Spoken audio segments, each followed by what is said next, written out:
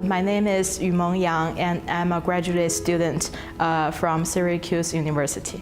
According to my research, I found that there is a disconnection between Generation Z and museum, especially the history museums. Storytelling, gamification, and creating memories and empathies are key elements for Generation Z to engage with things.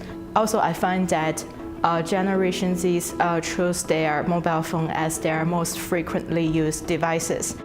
My app is called Muse, and the M stands for Museum and the Z stands for Generation Zs. And I want to use this application to build a connection between the History Museum and Generation Z. So it's an application which can collect stories from history museums.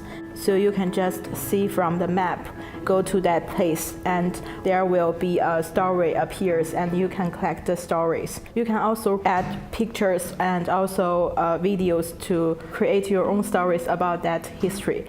I also have an achievement system. You can earn badges, compete with your friend.